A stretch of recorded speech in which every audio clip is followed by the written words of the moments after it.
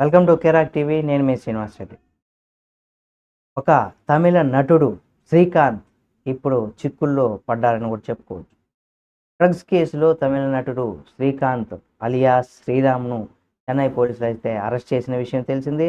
ఆయన నివాసం పైన కూడా జరిగినటువంటి దాడిలో 1 గ్రాము కొకైన్ లభించడంతో పాటుగా మాదక ద్రవ్యాలు అలాగే రక్త పరీక్షలతో పాజిటివ్ రావడంతో శ్రీరామ్ను పోలీసులు సోమవారం రోజున కూడా అరెస్ట్ చేసి కోర్టులో హాజరుపరిచారు.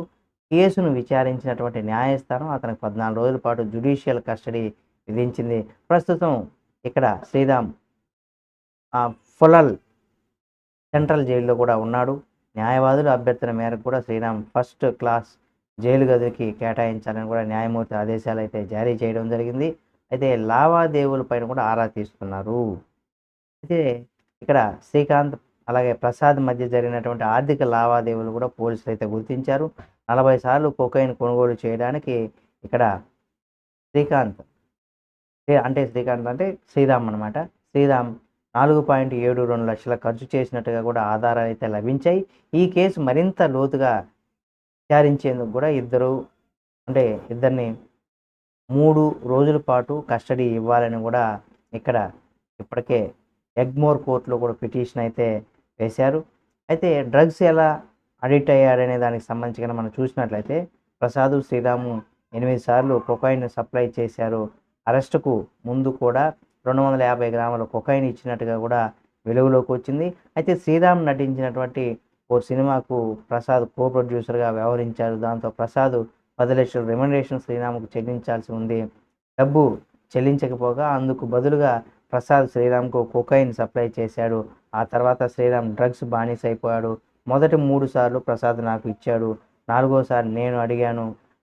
అప్పటికి కూడా నేను పూర్తిగా అడిక్ట్ అయిపోయాను అని కూడా ఇక్కడ శ్రీరామ్ పోలీసుల విచారణలో కూడా చెప్పాడట.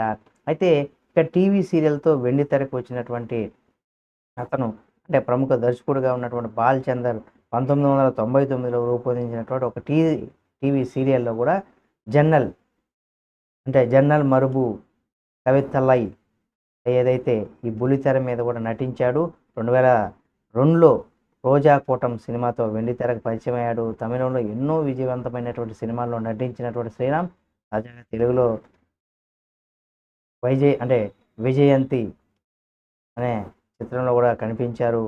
ఇక అక్కడి నుండి కూడా ఇప్పుడు ఆయన డ్రగ్స్కు బానిస అవ్వడం, దానికి సంబంధించి కేసులో కూడా ఇక్కడ ఇరుక్కోవడం, 14 రోజుల పాటు రిమాండ్లో కూడా జైల్లో ఉన్నారని కూడా చెప్పుకోవచ్చు.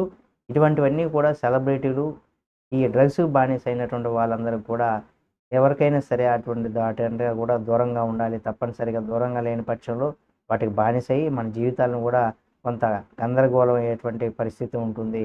బంగారు భవిష్యత్తు ఉన్నటువంటి వ్యక్తులు ఎంతోమంది ఈ డ్రగ్స్ బారిన పడి వారి జీవితాలను కూడా నాశనం చేసుకుంటున్నారు. కాబట్టి వీటికి దూరంగా ఉండండి, మంచిదని కూడా కోరుకుందాం. ఈ వీడియో మీకు నచ్చితే లైక్ చేయండి. మరిన్ని వీడియోల కోసం మన కెరాక్ టీవీ ఛానల్ సబ్స్క్రైబ్ చేసుకొని పక్కనే ఉన్న బెల్ బటన్ ఒకటి మాత్రం మర్చిపోకండి.